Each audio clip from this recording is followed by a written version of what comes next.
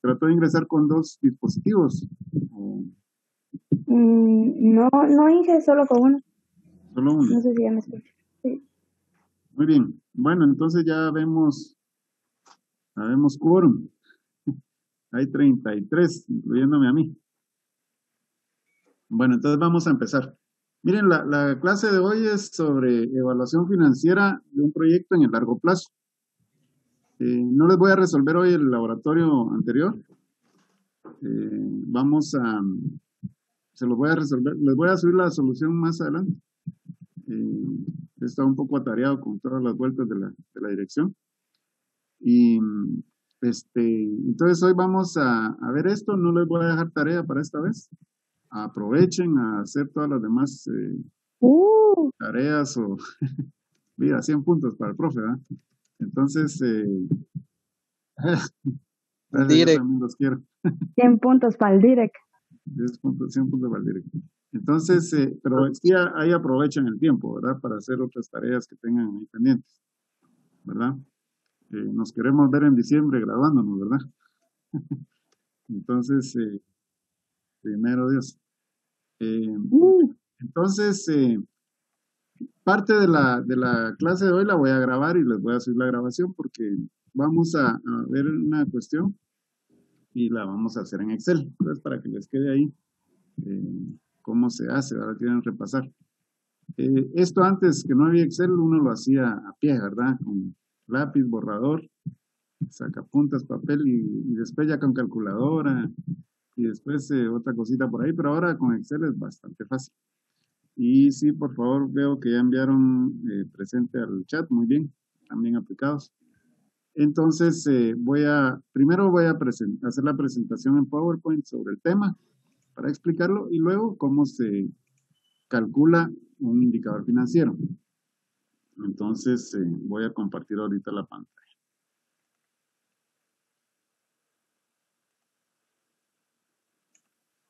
Ingeniero, Sí, diga. el compañero Gaspar Scholl me había comentado que tenía problemas de conexión. Bueno, Desde ayer me entonces comentó. no va a poder conectarse tal vez. No, incluso hoy en las clases tuvo inconvenientes para conectarse. Bueno, la ventaja es que voy a subir la presentación y luego va a tener la oportunidad de ver el video de cómo se hace en Excel, que al final es lo importante. Aunque el concepto es importante, va a entenderlo, por qué es que se va a hacer esto. Pero está bien, si no, le explico yo después algunas cosas si fuera necesario. Bueno, entonces miren jóvenes, hoy vamos a hablar de evaluación financiera. Ya lo hemos visto en el curso anterior, ¿verdad? Pero ahí evaluamos o estimamos indicadores que se usan para corto plazo o tienen validez cuando evaluamos un proyecto en el corto plazo. También tienen validez para el largo plazo, pero estos que vamos a ver ahora, hoy vamos a ver uno y el próximo día de práctica veremos el otro. Yo espero, tengo confianza y fe en Dios de que primero Dios nos vamos a reencontrar presencialmente y vamos a repasar este tema porque es un poco enredado, pero es importante. De hecho, cuando un ENCA maneja este tema a nivel universitario, es decir, cuando empiezan a ver esto, dicen, no, sí, yo entiendo de esto, conozco, o he visto esto, da una imagen así como quien dice de otro nivel, ¿verdad? Ya estamos hablando de una cosa que normalmente la gente o los alumnos lo van a ver hasta en la universidad, mientras que ustedes lo van a ver un poquito antes. Entonces, el tema tiende a complicar por la abstracción conceptual que hay que hacer. Pero por eso vamos a hacer el esfuerzo hoy y en el futuro ojalá lo podamos ver ya en forma presencial y explicar algunas otras cosas. Entonces, miren, la evaluación financiera se hace para los proyectos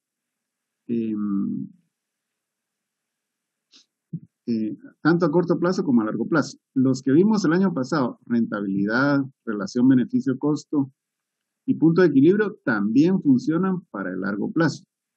Pero estos dos que vamos a ver tienen una connotación diferente. Y es sobre el transcurso del tiempo. ¿verdad? ¿Cómo afecta el que transcurre el tiempo a los activos de una empresa? Entonces tenemos dos evaluaciones, en el corto plazo y en el largo plazo. La mayoría de proyectos, tanto sociales como empresariales, se hacen en largo plazo. Los proyectos nuestros en la escuela han sido de corto plazo porque teníamos apenas un año para ejecutarlos, ¿verdad? Planearlos y ejecutarlos. Pero ya en la vida real uno va a poner un negocio o va a poner un emprendimiento esperando que le dure varios años. Entonces uno debe hacer una evaluación de este tipo. Entonces, para el largo plazo vamos a ver básicamente el valor actual neto, que se identifica con sus iniciales, el BAN, BAN, y la tasa interna de retorno, la TIR. La TIR no vamos a entrar a ver hoy. Es relativamente sencilla la forma de calcularlo y cuando uno entiende el BAN es relativamente fácil entender la TIR.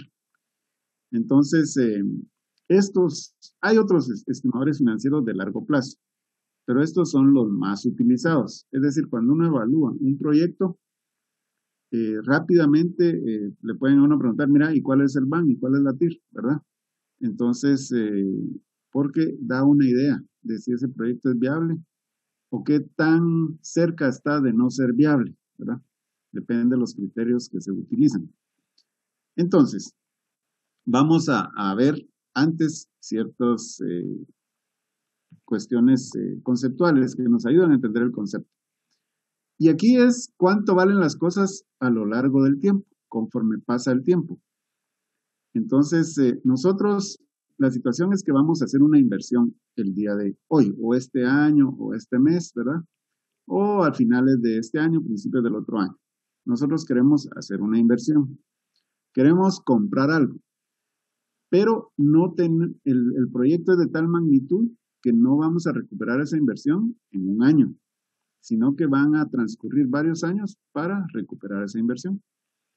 Entonces, cuando nosotros compramos algo, el valor de esas cosas que compramos pueden permanecer iguales, subir o bajar. Y a esto pues le llamamos las cosas que compra la empresa, que son de su propiedad, le llamamos activos. Si ustedes se recuerdan un poco del curso de contabilidad, ¿verdad? En tercero básico o segundo básico. Tenemos activos que son las propiedades de la empresa y tenemos pasivos que son las deudas o las obligaciones que tiene una empresa ante otras personas.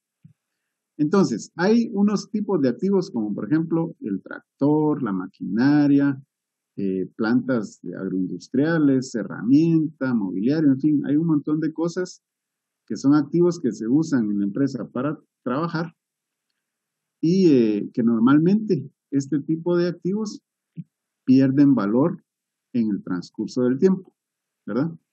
Y a eso se le llama o se le dice que se deprecian.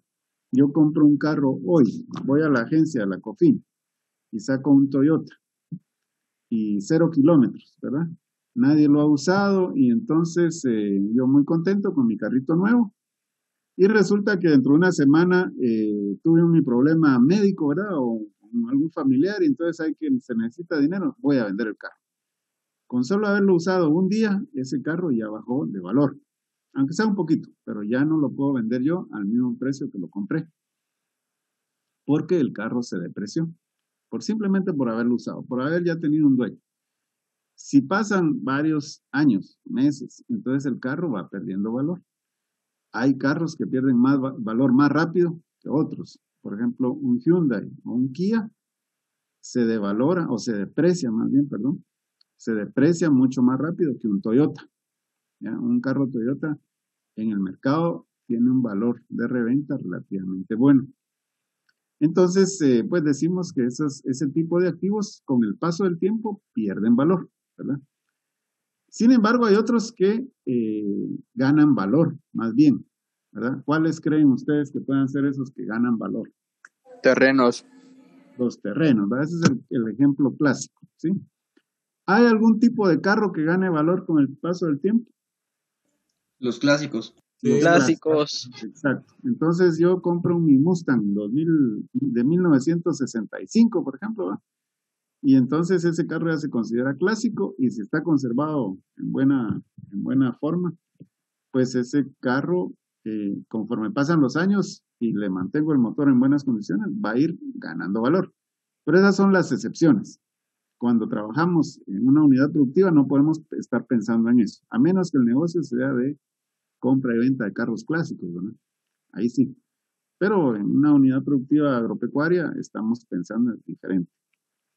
Entonces, justamente, jóvenes, hay propiedades o hay activos que ganan valor conforme pasa el tiempo. Entonces, los terrenos es el ejemplo clásico. Una plantilla o un cultivo perenne o semiperenne. Al principio, cuando lo sembramos, tiene menos valor porque todavía no produce, ¿verdad? El café. Voy a sembrar café, tengo que esperar unos 2, 3 años para que la plantita empiece a ensayar, a empezar a generar un poco de producción y ingresos. Pero mientras tanto, va simplemente creciendo y va adquiriendo un valor poco a poco, ¿verdad? Igual la producción animal, pues el ternerito al principio tiene un valor relativamente pequeño, pero conforme crece y engorda, va ganando valor, ¿verdad? Entonces, claro, esto dentro de ciertos límites. Va a llegar un momento en que la plantilla de cafés ya está muy vieja, hay que podarla, entonces ahí o cambiarla, sustituirla por nuevas plantas, ¿verdad? O la vaca ¿verdad? Deja de dar leche porque ya llegó su edad útil, ya alcanzó su edad útil, entonces ya no nos va a generar mayor cosa. Entonces, este tipo de terrenos de inversiones generan valor. Mejor comprar un terrenito y no un carro último modelo de lujo, ¿verdad? Porque va a perder valor con el paso del tiempo los carros. Inge, Diga. y digamos, si yo compro un terreno, yo tengo que pagar el impuesto, pero si yo lo vendo, esa persona tiene que volver a pagar el impuesto o ya no se paga IVA. Bien, tiene que pagar un impuesto que es, vamos a ver, el terreno paga dos tipos de impuestos. Primero, el UCI, que es un impuesto trimestral, ¿verdad? Que puede ser del 3%, del 3 por mil, perdón, 9 por mil y otros porcentajes. Pero aparte, cuando uno vende el terreno, el que compra tiene la obligación de pagar por lo menos el 3% del valor del terreno. Y ahí está una situación. Generalmente se ponen de acuerdo el vendedor y el comprador y dicen o lo valoran o hacen el contrato de compra-venta por el valor que tiene escrito el terreno en libros o un poquito más, ¿verdad? Entonces, por ejemplo, si el terreno vale 95,000 quetzales y así está inscrito en el registro de la propiedad inmueble y entonces se ponen de acuerdo, tal vez lo vendieron en 200,000, pero entonces dicen, para que no me toque pagar mucho impuesto, pongámosle 100,000, ¿verdad? Y bueno, está bien y hacen el negocio así. Es la costumbre aquí en Guatemala, ¿ya? Subvalorar el terreno cuando lo están vendiendo. Claro, es diferente el valor comercial que tiene el terreno, ¿sí? Entonces, generalmente, todo esto, jóvenes, es generalmente, normalmente. Sí, hay una duda.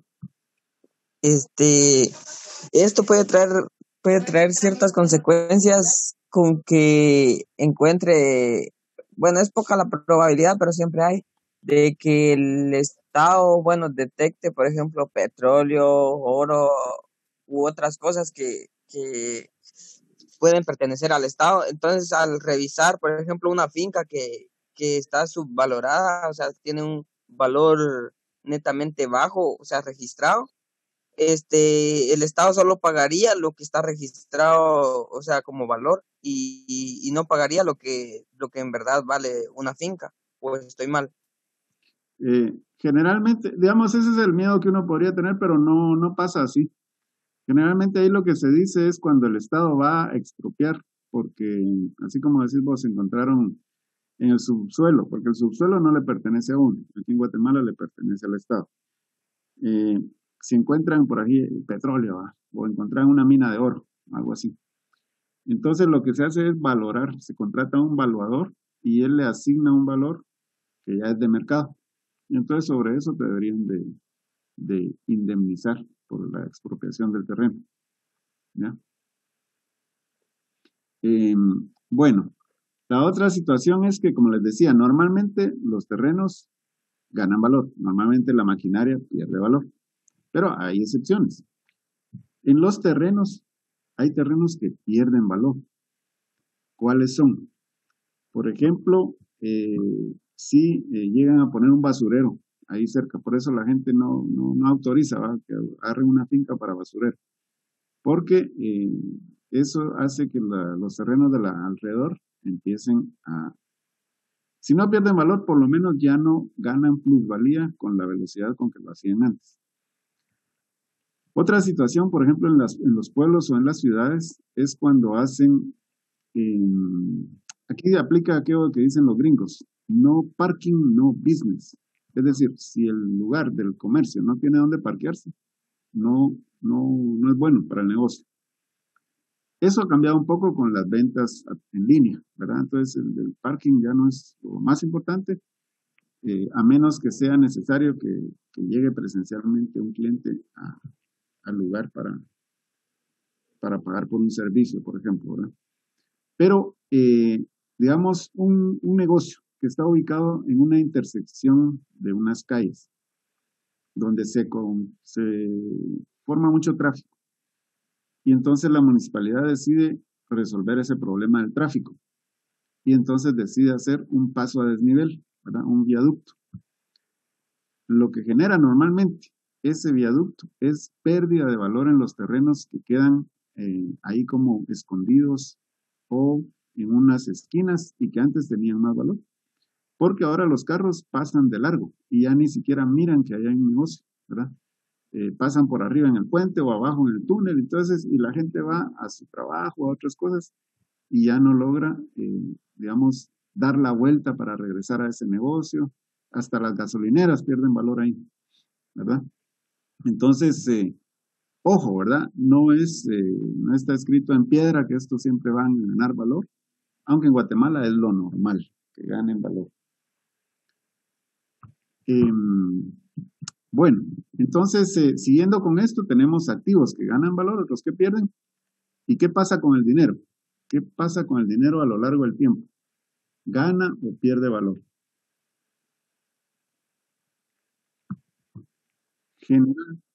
Gana valor, ¿ok?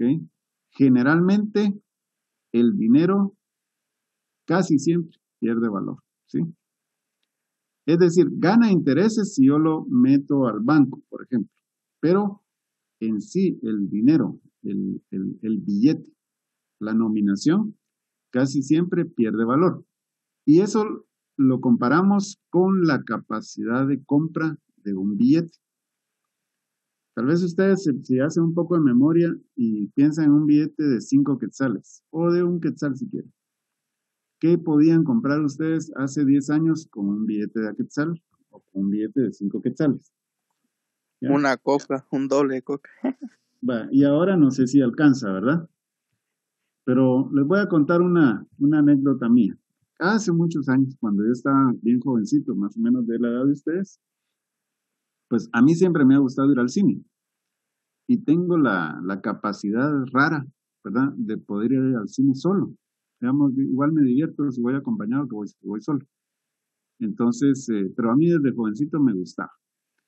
Y entonces, cuando estaba adolescente, mi papá me daba para ir al cine. Ándate al cine el fin de semana, el sábado, el domingo, para que te distraigas, ¿verdad? Y entonces, pues me daba 2 quetzales. La entrada al cine costaba 1.50. A un buen cine, no a cualquier cine, sino un cine de buena categoría.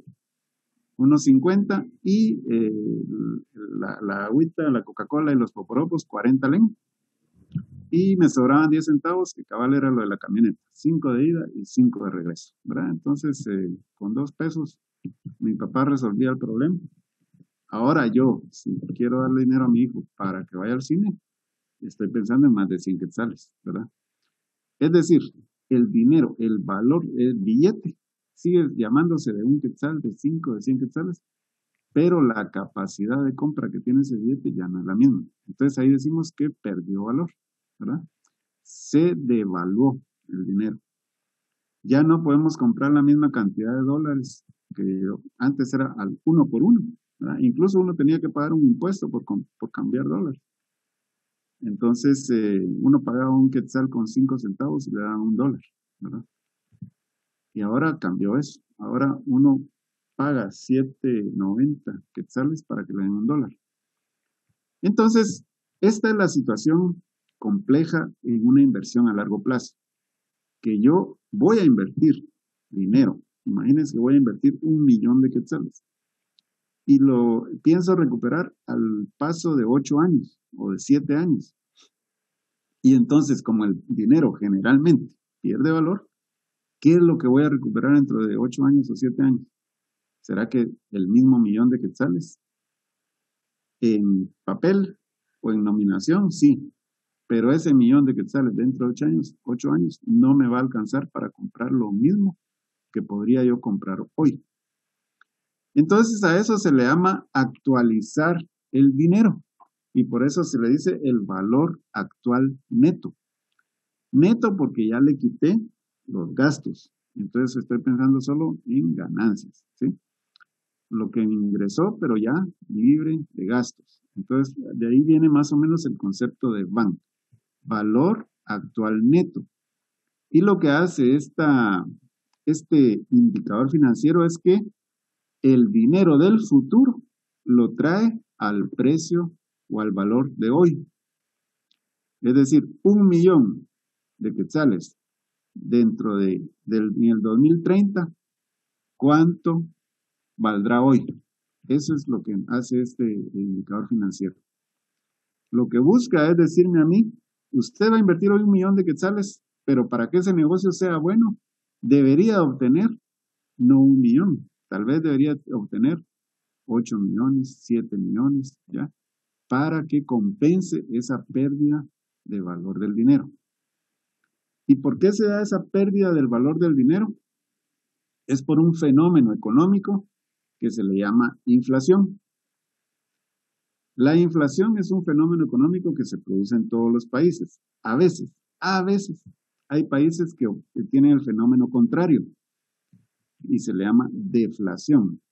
La inflación es un aumento generalizado y sostenido de los precios, de los productos y servicios también, conforme pasa el tiempo.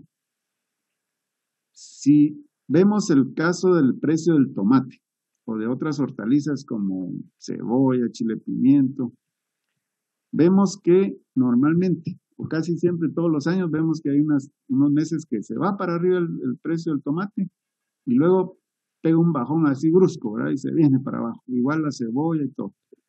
Eso no es inflación.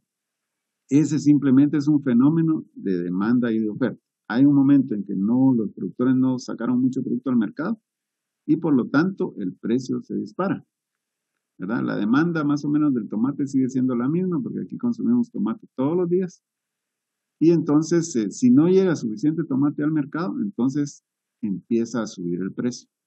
Y para los agricultores es una bendición.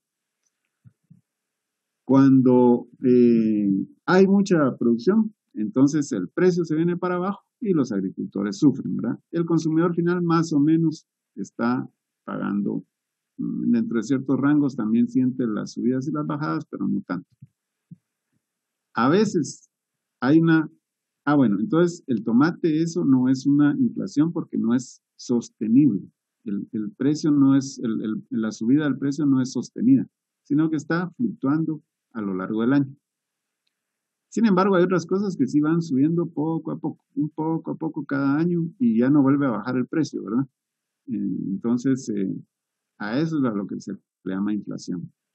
En Guatemala hemos tenido una economía relativamente estable y la inflación a lo largo de cada año ha sido entre un 3, 3,5 a un 4%, más o menos. En Costa Rica, por ejemplo, ellos manejan una inflación hasta entre el 12 y al 20% han manejado ellos. Y cuando digo manejarlo es porque lo manejan, lo entienden y sabe el empresario que la inflación se va a hacer del 20%. Y en base a eso calcula sus números y sus proyecciones. Pero hay otro país o hay otros países donde esa cosa se vuelve una locura.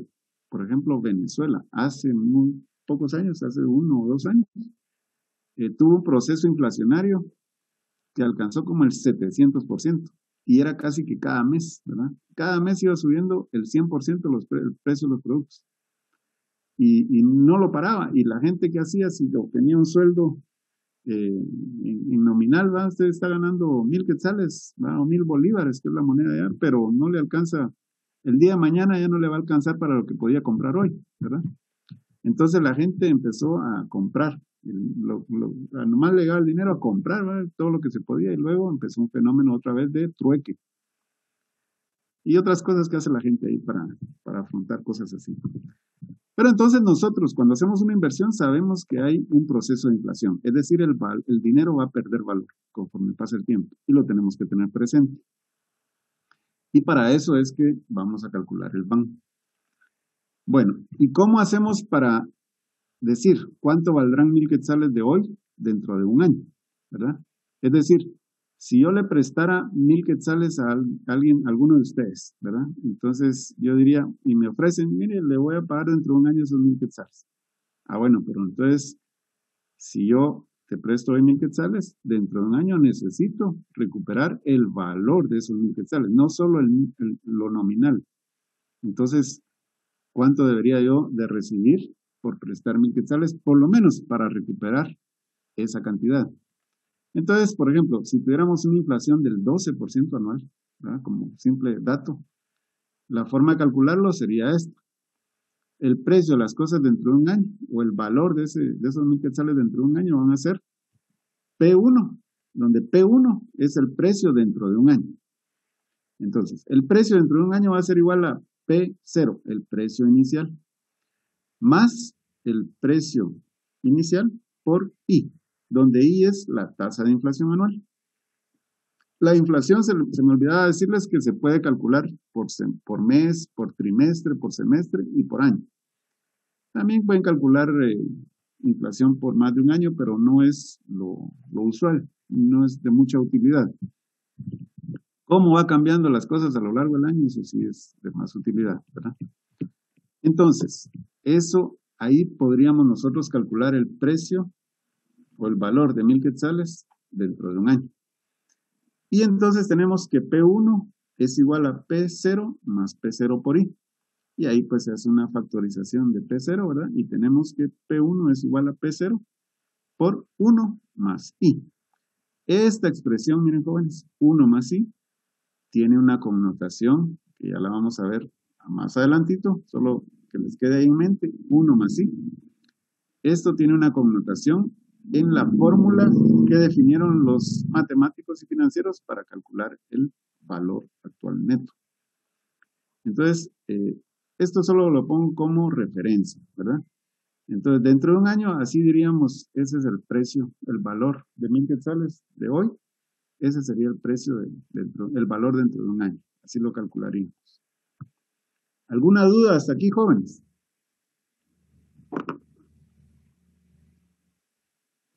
Dije una pregunta. Eso Sí. sería prácticamente como un interés. Exacto. Puede ser como, digamos, si yo voy a llevar mi dinero al banco y el banco me dice, mira, mire, yo le puedo pagar el 6% de interés, ¿verdad? ¿Sabe qué? Por ser usted mi clientazo, le voy a pagar el 7%. ¿verdad? Pero la tasa de inflación es el 12%.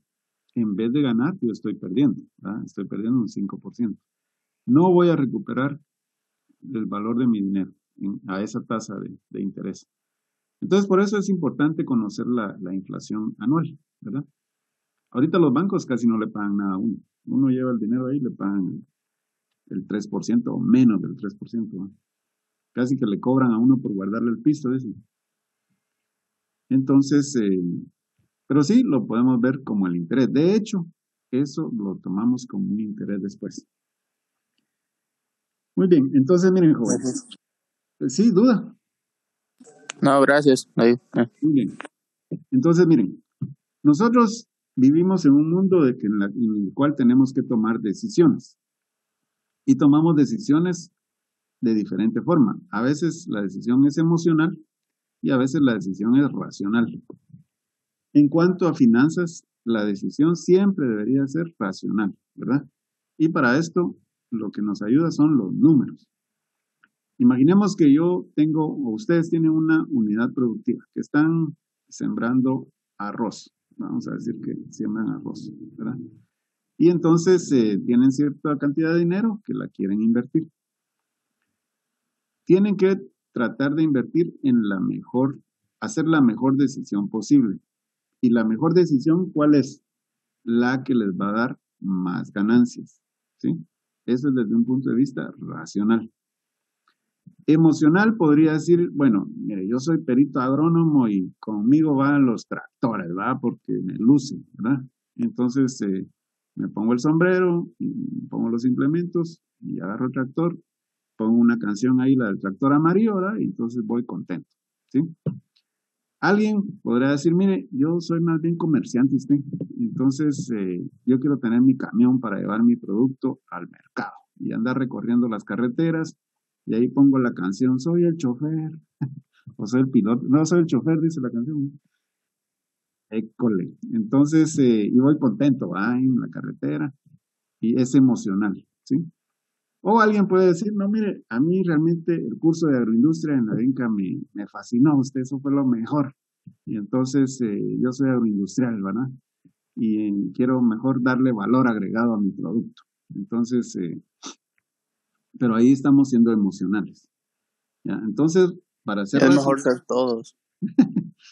para ser racional, tenemos que tomar una decisión. Y las empresas, por muy grandes que sean, por mucho dinero que tengan, toman decisiones racionales. Entre más grandes son, más racionales deberían de ser, ¿ya?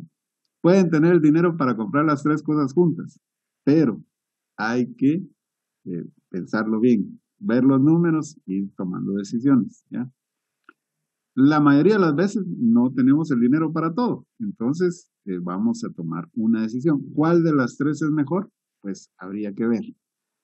Por ejemplo, el tractor me va a ayudar, por decir algo, a ampliar el área cultivada, ¿verdad? Ya no lo puedo hacer con gente, ¿verdad? Porque sale muy caro mano de obra.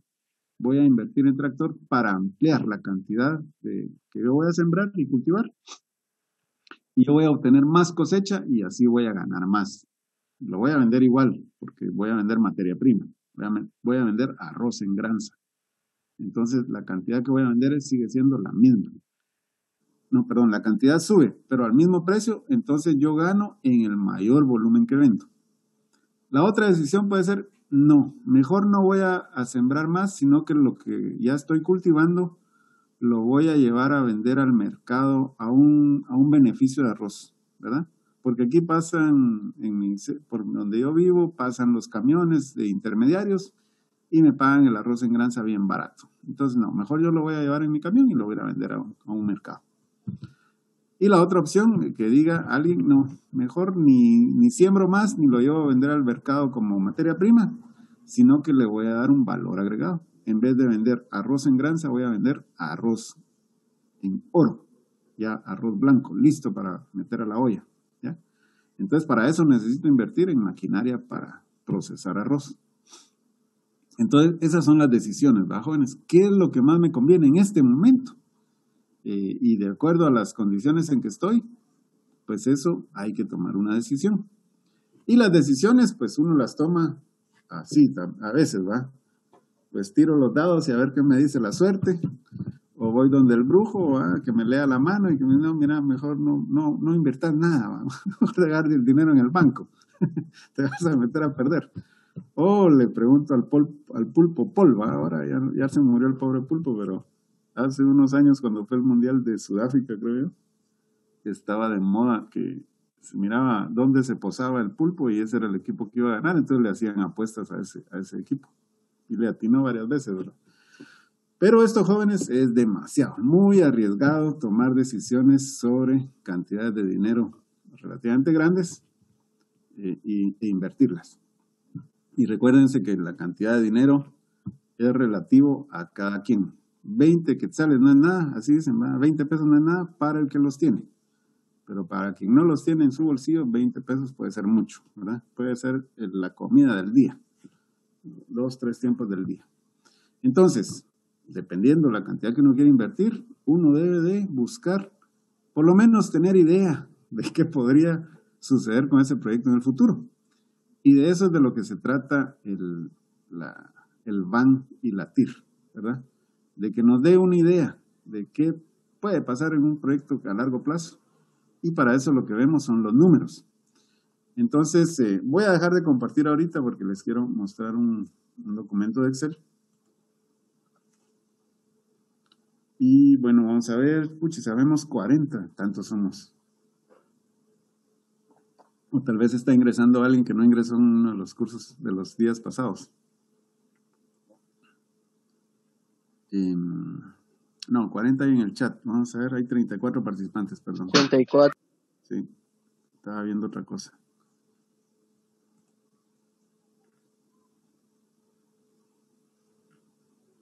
Ok. Bueno, entonces voy a compartir ahora un documento de Excel.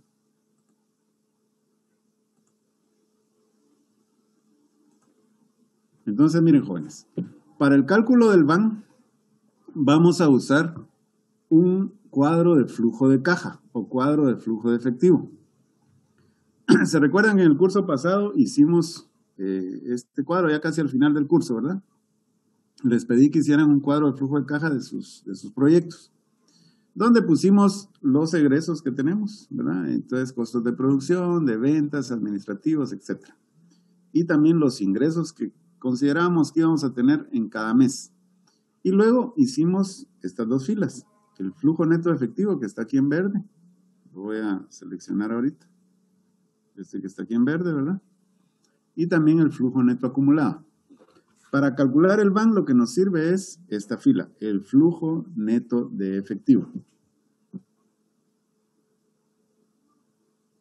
Entonces, el flujo neto de efectivo lo obtenemos de la diferencia entre mis ingresos y mis gastos de cada mes, ¿verdad?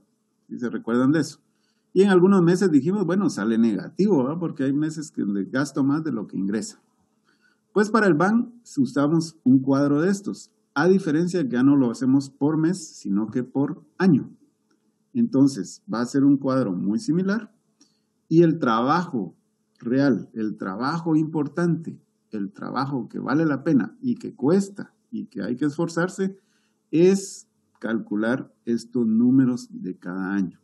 Es difícil. Generalmente uno está proyectando, dicen algunos que proyectar es inventar o fumar, ¿verdad? Pero si uno lo hace en forma consciente puede llegar a aproximarse bastante a la realidad. El futuro es impredecible. Este año es bien impredecible. Todavía tenemos dudas de cómo vamos a seguir dando clases, ¿verdad? Pero, digamos, alguna proyección tenemos que hacer. Entonces, vamos a ver este ejemplo. El cuadro de flujo de efectivo o cuadro de flujo de caja para calcular BAN y TIR en un proyecto a largo plazo ya lo vamos a diseñar de esta forma. Siempre en esta columna ponemos los rubros. Para este ejemplo yo le puse rubros, por ejemplo, insumos, costos de comercialización, administrativo. Aquí uno le pone lo que uno considera, ¿verdad? Pero siempre teniendo cierta lógica, por supuesto. Se puede hacer como lo hice en el anterior, simplemente costos de comercialización, administrativos, costos de producción, en fin. Pero yo para darle un poco más de amplitud a esto, pues le puse aquí insumos, mano de obra, materiales y equipos. Uno lo puede detallar mucho más. Tiene la particularidad, bueno, ya no son meses, sino que ponemos el año 1, 2, 3, hasta el año que nosotros consideremos que vamos a llegar con el proyecto. O la vida útil de la inversión. Y ponemos el año 0. El año 0 solamente nos indica el momento en el cual hacemos la inversión. Por ejemplo, yo voy a ir a comprar un tractor que cuesta 850,000 quetzales. Entonces, en el momento en que lo compro, que me dan las llaves y yo me lo llevo de la agencia, ahí es el año 0. Y entonces yo le pongo como inversión inicial 850,000. Son total de egresos 850,000. En el año 0 no tengo ingresos, ¿verdad? Porque solo hice la inversión. Y por lo tanto mi flujo neto de efectivo es 850,000 negativos, o sea, menos 850,000. En este cuadro, lo negativo está entre paréntesis. Entonces, construyo este cuadro tratando de calcular lo mejor posible mis gastos en cada rubro, ¿verdad? Tratando de poner mis ingresos por ventas lo más ni tan optimista ni tan pesimista, si quieren, ¿verdad? Tratando de ser lo más equilibrado, ¿verdad? Y pongo ahí mis ingresos por ventas en cada año, ¿ya? Y en el último año hay una fila que se llama valor de rescate, 250,000. ¿Qué es el valor de rescate? Yo compro el tractor y después de 8 años, ya el tractor viejito, digo, bueno, voy a cambiar mi tractor ahorita y voy a vender el viejito, ¿verdad? Y entonces lo pongo en venta. Siempre hay más de alguien que quiere comprar algo usado, ¿verdad? Entonces, como los carros, alguien compra un carro nuevo, después de 5 años lo quiere vender, o de 10 años, y habrá alguien que se lo compre. ¿A qué valor? Pues depende de qué tan cuidado esté el carro o el tractor, qué marca sea, ¿verdad?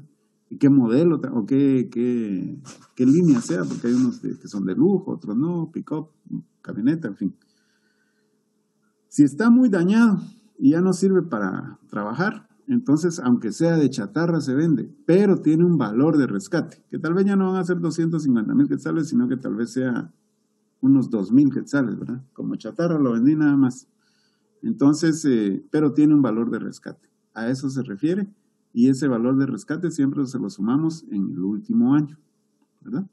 Y tenemos entonces mi total de ingresos de cada año.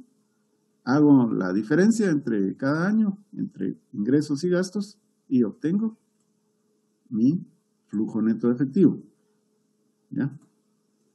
Bueno, entonces en base a esta fila voy a calcular el BAN.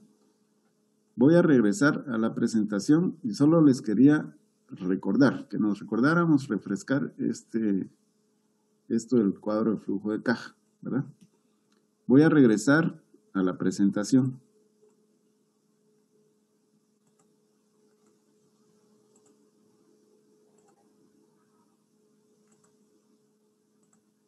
Entonces, les voy a mostrar la fórmula para calcular el BAN, para explicarles algunas cuestiones ahí, para ir entendiendo cómo es que calculan esto. Esta es la fórmula del BAN. Miren, BAN es igual a menos P más el flujo neto de efectivo en el año 1 dividido 1 más I a la 1. ¿Se recuerdan que les dije? Recordemos esta expresión, 1 más I a la 1. Yo no soy matemático, por eso no me quiero ponerme a explicarles de dónde sale todo esto, ¿verdad? No sé si tal vez el profesor Byron Estrada nos podría dar una mejor explicación.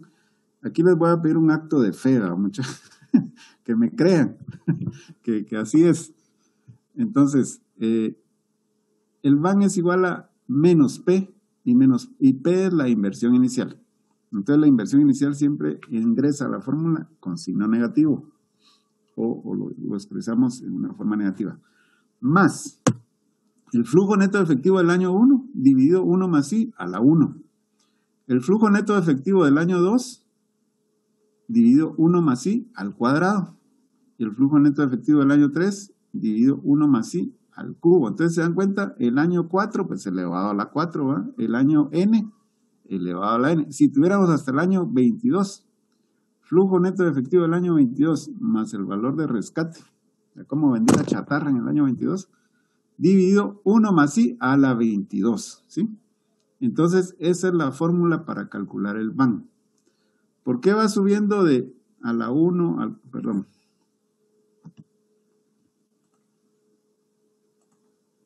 ¿Por qué va subiendo a la primer potencia, al cuadrado, al cubo, a la cuarta, etcétera? Pues supuestamente el flujo neto de efectivo, uno tiene menos incertidumbre que con respecto al siguiente año.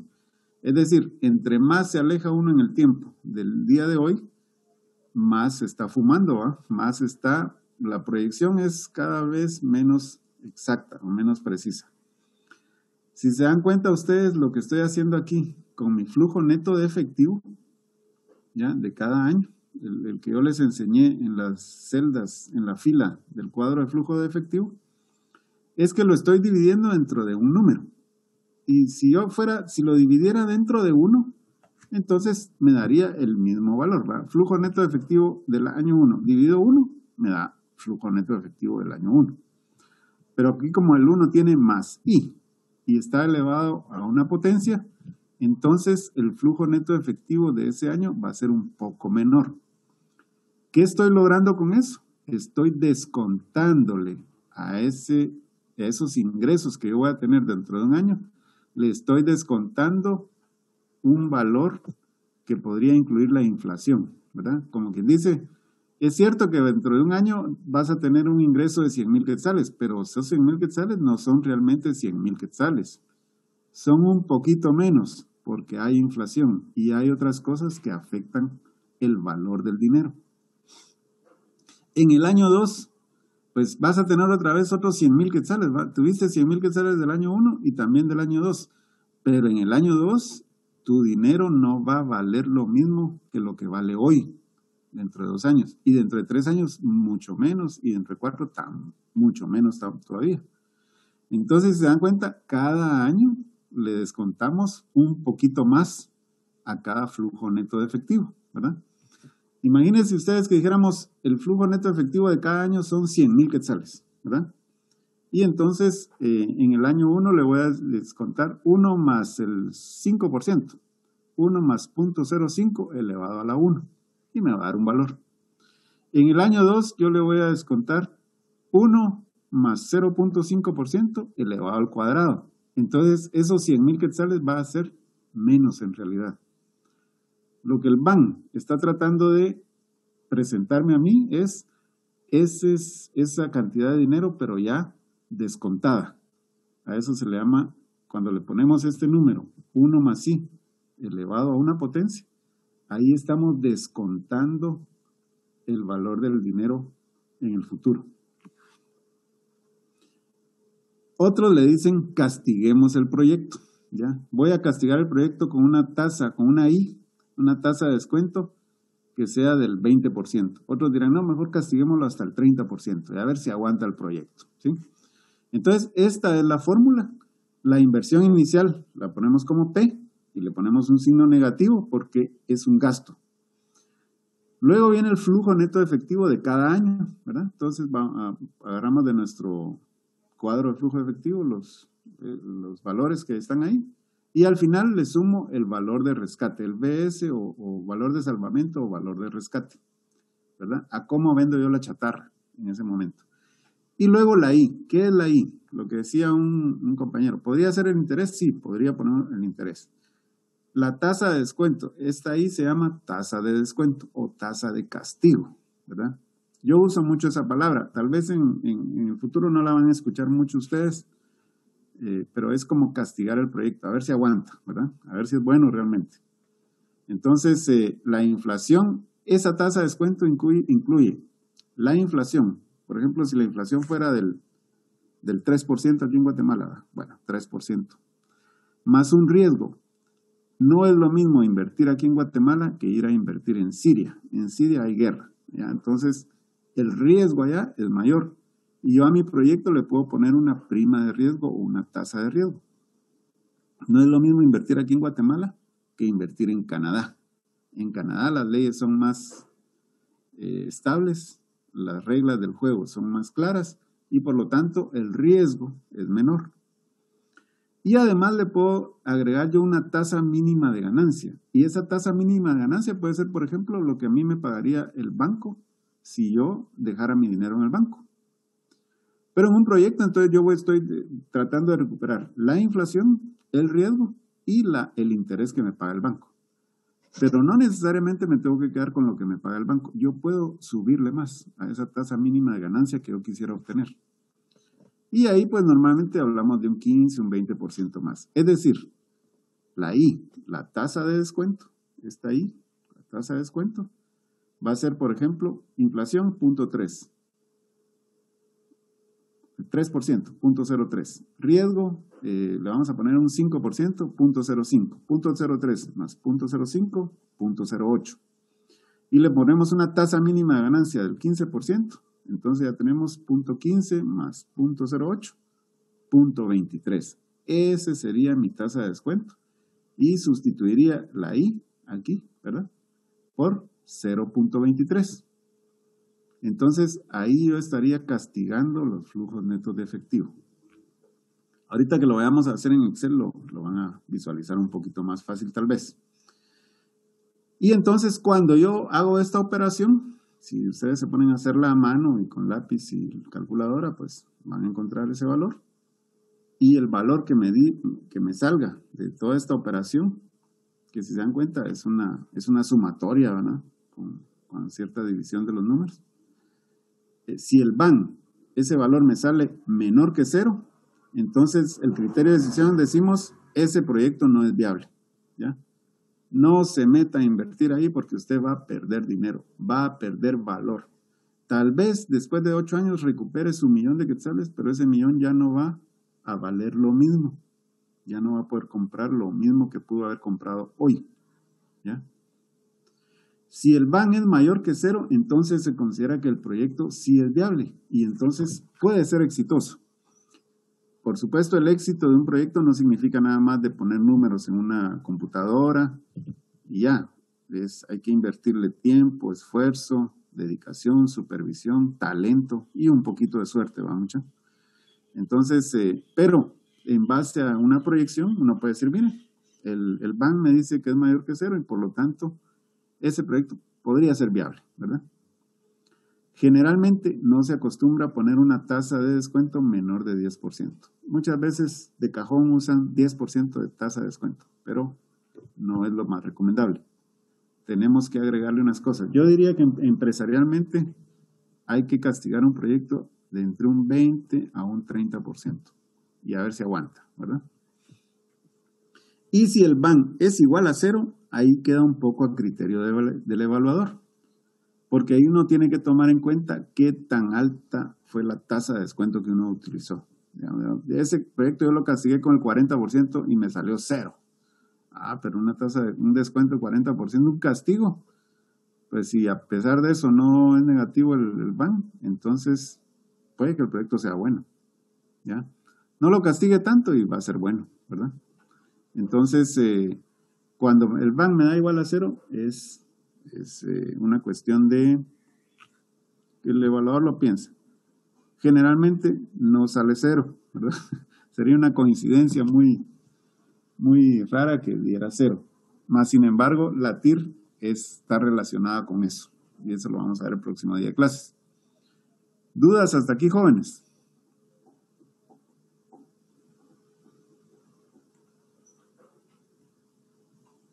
Todo bien. ¿No? Bueno, voy a dejar de compartir ahorita otra vez.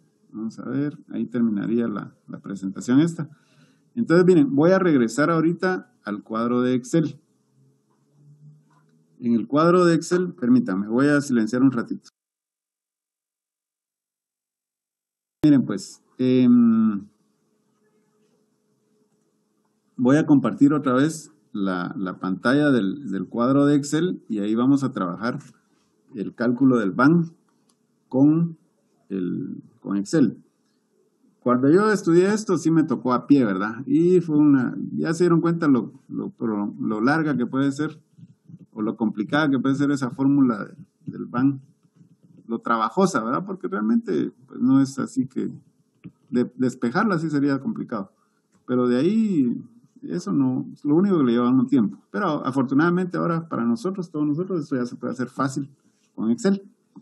Entonces hoy lo vamos a aprender con Excel. Ahorita voy a empezar a grabar. No lo grabo todo porque me sale muy pesado ¿cómo se llama? El archivo y entonces me cuesta compartírselos. Entonces ahorita voy a empezar a grabar esta presentación.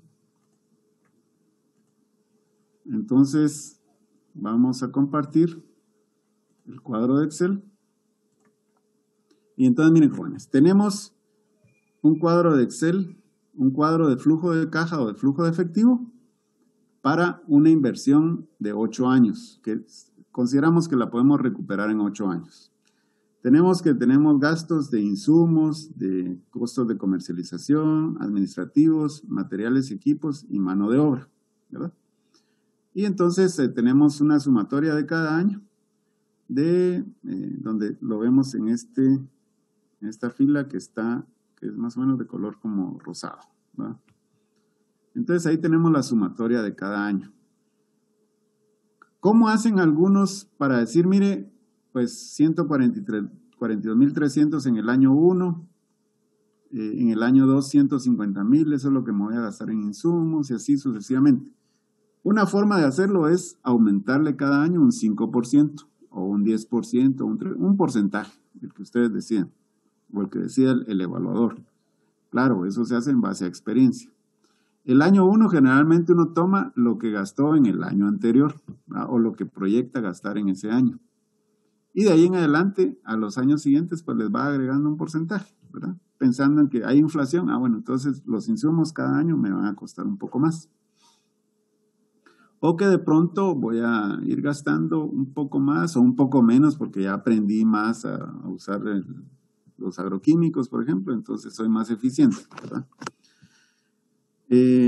Igual los costos administrativos puede que vayan subiendo porque muchas veces el salario mínimo va subiendo, entonces yo le tengo que ir subiendo el precio, el salario a mis trabajadores, ¿verdad? En fin, ahí vamos viendo cómo proyectamos esos gastos durante el año. Tengo en el año 0 mi inversión inicial que es de 850.000, entonces le pongo 850.000. Si se dan cuenta, este cuadro pues está con fórmulas de sumas y restan nada más, pero no tiene ninguna otra fórmula específica. Luego vienen mis ventas, mi proyección de ventas. En el año 0, por supuesto, no tengo ventas. Recuérdense que el año 0 es solo por ponerle un nombre, año 0, pero año 0 significa el momento en el cual yo hago la inversión, ¿verdad? Bueno, a partir del primer año de trabajo ya tengo ingresos de 490.000, etc. Tengo mi total de ingresos, esta fila azul, y obtengo mi flujo neto efectivo. Cuando digo flujo neto es a mis ingresos yo le resto mis gastos. Voy a colorear de amarillo esta fila. Vamos a trabajar solamente con esta fila. Esta es la que se necesita realmente, ¿ya? Entonces, miren, el BAN, yo lo voy a calcular en esta celda. Para calcularlo, ustedes, como cualquier otra cosa, se ubican en una celda donde quieren que aparezca desplegado el valor. Yo le puse aquí BAN es igual, y aquí se dan cuenta dice TIR es igual, porque es lo que vamos a hacer en el próximo día de práctica. Entonces, el BAN es igual a, yo le pongo el signo igual, y voy aquí donde dice, en la barra de herramientas, aquí arriba, aquí dice fórmulas. Recuérdense que esto se está grabando, ¿verdad? Pero pongan atención. Fórmulas. Entonces le doy clic en fórmulas y me aparece un menú. Y aquí al menú voy a donde dice financieras. Le doy un clic ahí y me despliega todo lo financiero que calcula Excel. Si se dan cuenta, está ordenado en orden alfabético, ¿verdad? Y entonces aquí está esta barra donde yo puedo ir bajando. En Excel, el único cambio que tiene es que no dice BAN, sino que dice VNA, valor neto actual, ¿verdad? Pero en Guatemala y en muchos otros países le decimos BAN, y así está en los libros. Pero en Excel, no sé por qué, dice VNA. No sé si es por España o por México, ¿verdad? Que le cambiaron ahí el orden de la sigla. Entonces, si se dan cuenta, está casi hasta el final, ¿verdad? Aquí está el VNA, o valor neto actual, o valor actual neto. Y le damos clic al VNA. Clic. Y me aparece este cuadro. Entonces, el primer valor que me pide es la tasa. Y esto es la tasa de descuento. Vamos a decir que la tasa, yo quiero castigar este proyecto, lo quiero castigar fuerte, para ver si realmente es buen proyecto. Pongámosle un 35%. Entonces, lo ponemos, recuérdense que todo lo que lo decimos en porcentaje, ingresa aquí en decimales, 0.35. Esa es mi tasa de descuento o tasa de castigo de mis elementos de efectivo. Luego viene el valor 1. Voy a seleccionar desde el año 1. Hay alguien ahí que tiene encendido su micrófono, que lo apague, por favor, para que... Bueno, entonces aquí el valor 1 yo voy a seleccionar las celdas desde el año 1 hasta, en este caso, el año 8. ¿Verdad? Entonces, recuerden, la fila que usamos es la que dice flujo neto de efectivo, porque ya no estamos considerando las ganancias, no estamos considerando los gastos, solo lo que quedó de ganancia. Y le damos a aceptar. Y entonces me da un valor de 663.904. Pero, ¿qué hicimos realmente ahorita con Excel? Lo que hizo Excel fue calcularme la segunda parte de la fórmula. Si se recuerdan, la fórmula estaba compuesta por menos P, que era la inversión inicial, más una sumatoria de flujos netos castigados, ¿verdad? El flujo neto del año 1 dividido 1 más I a la 1, el flujo neto de efectivo del año 2 dividido 1 más I al cuadrado y así sucesivamente. Lo que nos calculó ahorita Excel es esa parte de la fórmula, la sumatoria de los flujos netos de efectivo, pero castigados o descontados. Ahora, ¿qué falta? Es compararlo con la inversión inicial. Y entonces lo que vamos a hacer aquí es simplemente nos ubicamos aquí, vamos a aquí arriba, donde está la barra de donde uno escribe, y aquí le pongo más el flujo, la inversión inicial, perdón. ¿Por qué más? Porque ya está en negativo este número. Si no estuviera en negativo, entonces le pondría menos, ¿verdad? Porque como se recuerdan que les dije, la inversión inicial entra con signo negativo. Entonces aquí va a ser más menos. Entonces más este valor y le doy Enter. Y entonces ahí me sale un valor negativo, ¿verdad? Menos 186.095.91. De acuerdo al criterio de decisión, este proyecto con una tasa de descuento del 35% no sería viable. Si yo quiero ganarme, si yo tengo una inflación muy alta del 15% y tengo una tasa de riesgo alta del 5, entre el 5 y el 10%, pongámosle 5%, el 5%, y una inflación del 15%, ya tengo 20% de descuento o de castigo. Y le quiero obtener una tasa mínima de rendimiento o de ganancia del 15%, el proyecto no aguanta, ¿verdad? Ahí yo tendría que tener menos gastos y más ventas para que el proyecto fuera bueno. Entonces, lo que me dice el BAN es, mire su proyecto con esos ingresos cada año y con esos gastos cada año y con esa inflación que hay y con ese riesgo que hay, no es bueno, ¿verdad? Usted en vez de recuperar su dinero tal vez va a tener dinero más de 850,000, ¿va? Pero ese dinero no le va a alcanzar no va a tener el mismo valor que tiene hoy. Dentro de 8 años ese dinero no tendrá el mismo valor que tiene hoy. Y lo podemos ver aquí. Si yo sumo todos los flujos netos de efectivo, este es el año 1, miren. Pero si lo sumo sin descontarlos, es decir, sin castigarlos, miren cuánto tendría yo de sumatoria. Aquí abajo lo podemos ver. La suma, ¿va? Cuando yo selecciono las celdas de Excel, aquí abajito me sale el promedio, el recuento y la suma. Esta suma, la sumatoria de esas celdas que yo seleccioné ahorita, me dan 3.234.128.12. Aquí abajo de la pantalla, ¿va? Aquí lo estoy moviendo el cursor. Ese es el dinero que yo tendría, pero sin castigarlo. Ese es el dinero que yo tendría, pero no es el mismo valor que el dinero hoy, ¿ya? Dentro de 8 años, puedo tener, dentro de mi bolsillo, yo puedo tener 20 quetzales. Y si voy al cine hoy, no me alcanza para ir como yo iba antes. Antes yo podía ir con 20 quetzales 10 veces al cine, ¿verdad? Y recuerdo que cuando fui al cine, una vez que fui al cine y le dije a mi papá, fíjese, quiero invitar a una amiga. Qué bueno, mijo, me dijo, tenés 5 quetzales, ¿va? te va a sobrar un quetzal para que invites a tu amiga a otra cosita más, ¿verdad?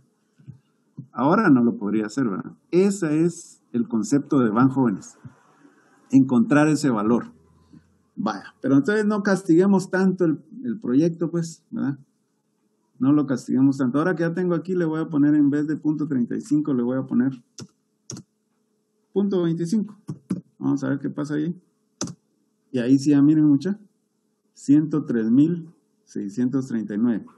¿Alguien se perdió cómo dice esto?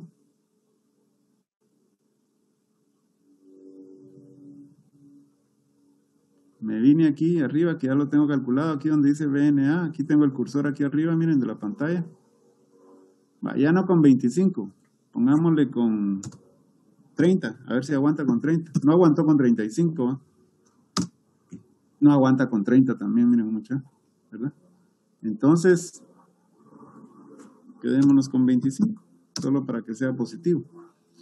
Castigando ese proyecto al 25%, si la inflación no fuera tan alta, si el riesgo no fuera tan alto, entonces me dice, bueno, su proyecto sí podría ser viable, ¿verdad? Entonces de eso se trata este estimador financiero, de calcular, de traer el valor del dinero dentro de 10 años, 15 años, 7 años, 6 años, traerlo al valor que tiene hoy, ¿ya? Entonces, bueno, eso sería entonces, jóvenes, la clase de hoy, ¿verdad? Si tienen alguna duda, pues lo podemos ir resolviendo. Y si no, pues nos vemos más o menos dentro de, ¿qué? Dentro de 3 semanas. Inge, Diga, yo voy tengo a una dejar duda. de grabar ahorita para que pueda subir ¿cómo se llama?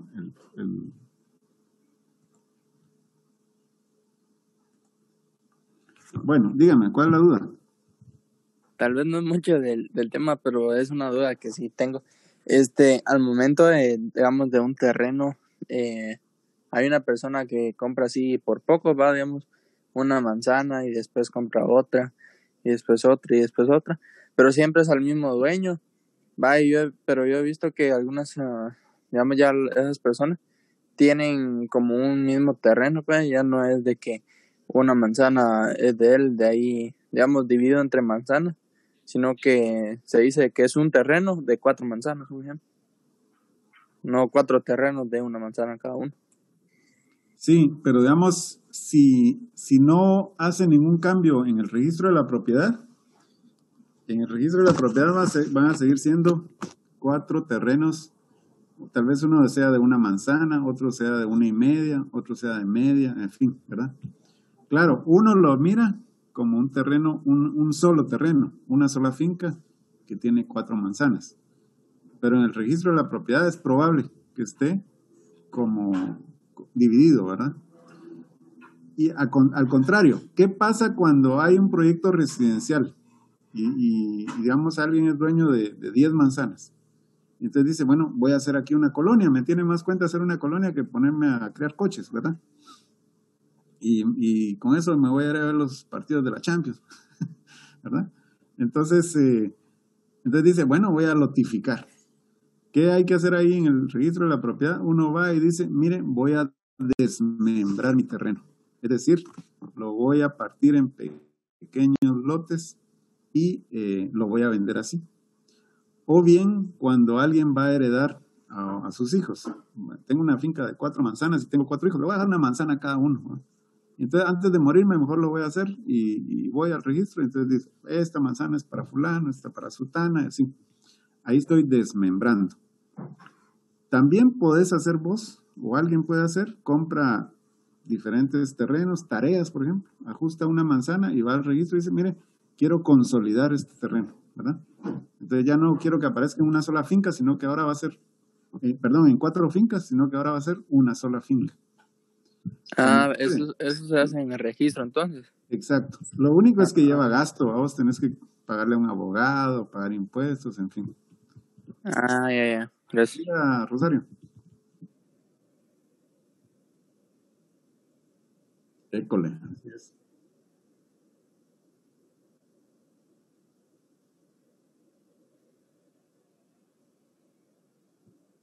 Así es. Yo Yo no sé por qué diablos ustedes están estudiando agronomía. Deberían estudiar leyes o cirugía plástica, eso sí da dinero. Chale. Es porque tienen vocación, ¿verdad? Muy bien. Está bien. No, sí, los abogados se echan buena plata, ¿va? Solo por escribir babosadas, dicen. Y por hacer una firma chilera. Entonces, perfecto. Sí, permítame un momentito, voy a... Sí, esa es la situación con todos esos gastos, ¿va? Entonces hay que tener cuidado. Por ejemplo, ahí si ustedes si le quieren decir a sus papás, ¿va? Si uno hace una compraventa, lo que decíamos antes, una compraventa de un terreno, que vale, por ejemplo, en valor de mercado tiene un valor de 200,000 quetzales, ¿verdad? Un lote. Pero en el registro de la propiedad está valorado en 50,000, ¿ya? Entonces, ¿qué hacen cuando hacen la compraventa? Se ponen de acuerdo y dicen, mira, hagámosle la escritura por no 50,000, sino 52,000, ¿verdad? No me lo vendiste en 50,000, sino que en 52. Los otros, el resto de dinero te lo doy, pero no va a constar en la escritura. Eso lo hacen para pagar menos impuestos, menos UCI, y el impuesto de compraventa es de 3%, ¿verdad? Si es una primera vez que se está desmembrando la finca, entonces sí hay que pagar el 12% de IVA. Después las reventas ya se paga un 3% nada más. Entonces, ¿qué se hace cuando es una situación así? Muchas veces los padres heredan en vida, porque si lo hacen después ya cuando muere, entonces el impuesto es más alto y es por lo menos del 4%. Entonces, hay varias cosas ahí que uno va aprendiendo, ¿va? Digamos, y los abogados ayudan en eso, por eso no les paga uno, porque le orienten en un montón de cosas de esas, ¿verdad? Pero es bueno que ustedes se vayan interesando en eso, aprendiendo, preguntando, ¿verdad? Y se van a ir dando cuenta de varias cosas. ¿Otra duda?